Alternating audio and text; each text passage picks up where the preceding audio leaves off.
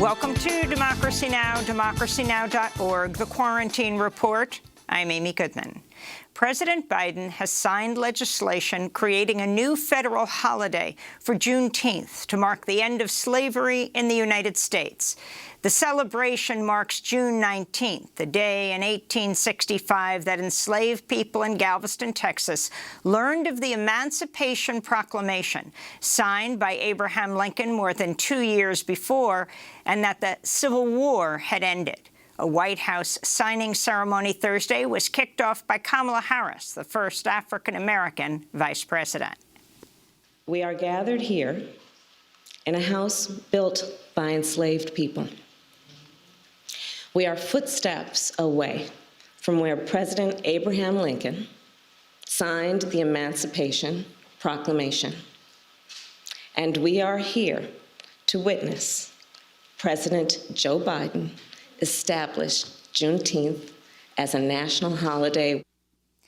After headlines, we'll discuss the history of Juneteenth and the legacy of slavery with the writer and poet Clint Smith.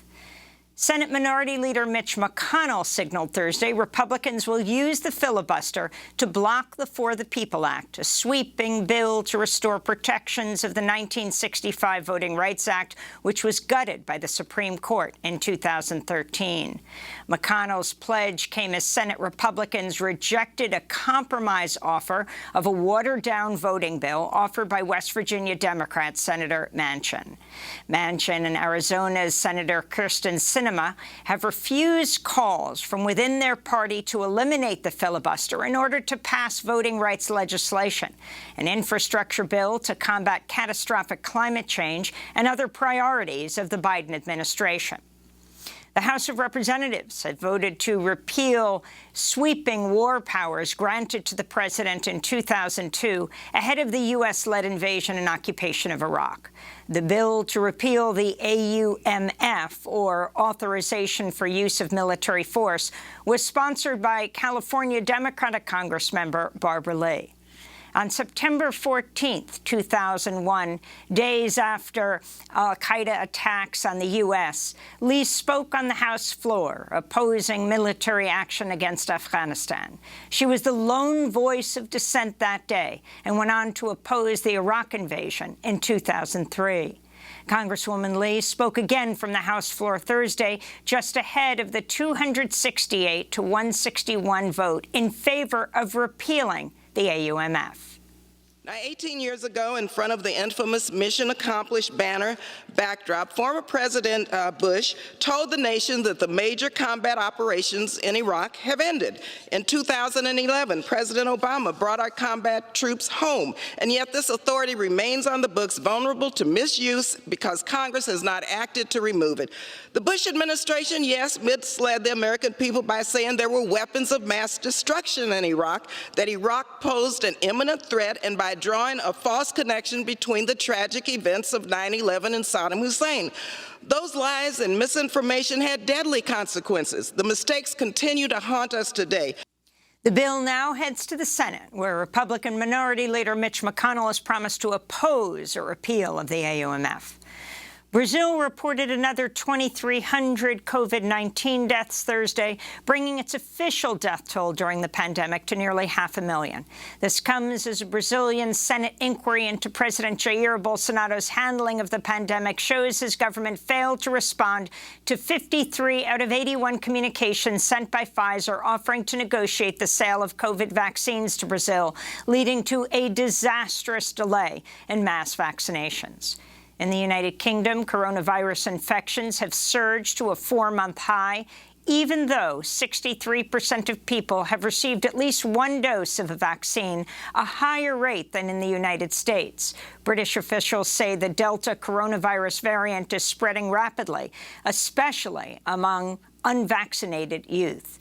This week, Prime Minister Boris Johnson extended public health restrictions for another month. Israeli warplanes bombed several sites in the Gaza Strip overnight in the second breach of the ceasefire that ended Israel's 11-day bombardment of the besieged Palestinian territory in May. Israel's military said the strikes targeted Hamas in retaliation for incendiary balloons launched from Gaza. There were no immediate reports of casualties. Israel's assault last month killed at least 253 Palestinians, including 66 children, and wounded more than 1,900 people. At least 12 people in Israel, including 2 children, were killed by rockets fired from Gaza. UN Human Rights Chief Michelle Bachelet said Israel's actions may have constituted war crimes. In the West Bank, hundreds of Palestinians rallied Thursday at the funeral of Ahmed Shamsa, a 16-year-old shot in the head by Israeli forces at a protest Wednesday in the town of Beita.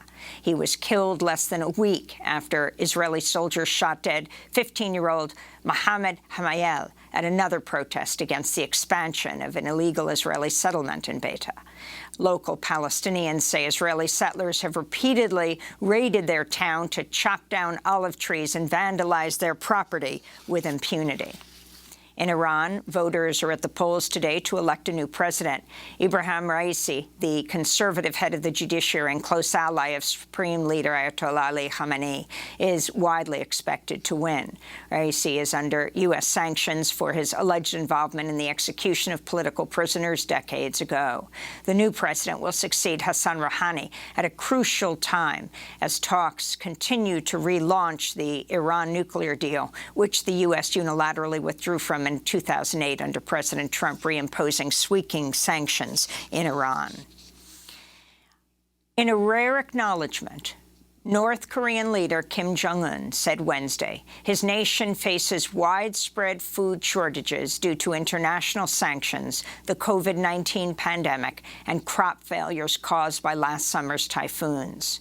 The World Food Program says about 40% of North Korea's population is undernourished. The Intercept reports a top official in the outgoing Bolivian government plotted to deploy hundreds of mercenaries from a U.S. military base near Miami to overturn the results of Bolivia's election in October 2020. Though the coup plot was never carried out, documents and recorded phone calls reveal the former Bolivian Minister of Defense, Luis Fernando Lopez, discussed the plan with Joe Pereira, a former civilian administrator with the U.S. Army. Pereira, who has boasted of links to U.S. Special Forces, promised Lopez he could mobilize thousands of foreign mercenaries to join elite Bolivian military units, renegade police squadrons, and vigilante mobs to prevent Bolivia's movement to socialism party from retaking power. I can get up to 10,000 men with no problem. I don't think we need 10,000. All special forces. I can also bring about 350 what we call LEPs, law enforcement professionals, to guide the police. Socialist candidate Luis Arce went on to win the Bolivian presidency in the first round of voting last October, putting an end to the far-right government, which ousted President Evo Morales in a U.S.-backed coup in November of 2019. In a 7-2 vote, the U.S. Supreme Court has upheld the Affordable Care Act for a third time after a challenge by Texas and 17 other Republican-led states. The group argued the individual mandate was unconstitutional after Congress did away with the penalty for not having coverage as part of the 2017 tax cuts for the wealthy. Around 31 million Americans benefit from President Obama's signature 2010 legislation. The court did not rule on the constitutionality of the individual mandate, but found the plaintiffs could not prove their harm by the ACA in its current iteration. In a separate case, the Supreme Court ruled in favor of Nestle and Cargill Thursday after 6 former child slave laborers accused the massive corporations of complicity in their trafficking and enslavement. The men were trafficked from Mali as children and forced to work on cocoa plantations in the Ivory Coast, which supplied to U.S. companies.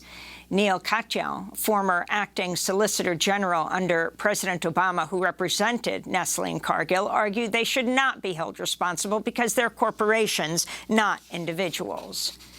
In a blow for LGBTQ rights, the Supreme Court also ruled Thursday a Catholic agency in Philadelphia that screens foster parents does not have to abide by city law and consider potential LGBTQ foster parents. In other Supreme Court news, advocates for abolishing the death penalty are calling out the hypocrisy of the Biden administration after the Justice Department requested the High Court reinstate the execution of Boston Marathon bomber Dzhokhar Tsarnaev. This despite Biden's pledge on the campaign trail to work towards eliminating federal capital punishment. Meanwhile, in South Carolina, 2 executions have been put on hold until the prisoners can be offered a choice of being killed by electrocution or firing squad, as required by South Carolina's recently passed capital punishment law. As a record heat wave continues to scorch the western United States, with some 40 million people facing over 100-degree weather. Wildfires continue to rage in the Southwest. In Arizona, the massive Telegraph fire merged with the Mescal fire, as has burned over 200,000 acres. This comes as the Arizona legislature approved a new funding package that'll pay prisoners just $1.50 an hour to fight fires. To see our interviews with California prisoner firefighters, go to democracynow.org. And in Hong Kong, police have arrested 5 editors and executives of the Apple Daily newspaper, accusing them of colluding with foreign powers in violation of a sweeping national security law. The Apple Daily, which has been one of the most outspoken defenders of Hong Kong protests against Chinese one-party rule, vowed to continue its reporting, but media analysts warn other news outlets will now think twice before crossing Chinese authorities. This is Hong Kong professor Rose Wee Chu. Of course, it will have definite impact on the press freedom here in Hong Kong, because first of all, it will create a chilling effect, although the government denies that. But think about that. If you are a journalist working for a news media, you will be scared. And those are some of the headlines. This is Democracy Now!, democracynow.org, The Quarantine Report. I'm Amy Goodman. When we come back, we look at the new federal holiday, Juneteenth, with the author Clint Smith, author of How the Word is Passed, a reckoning with the history of slavery across America. Stay with us.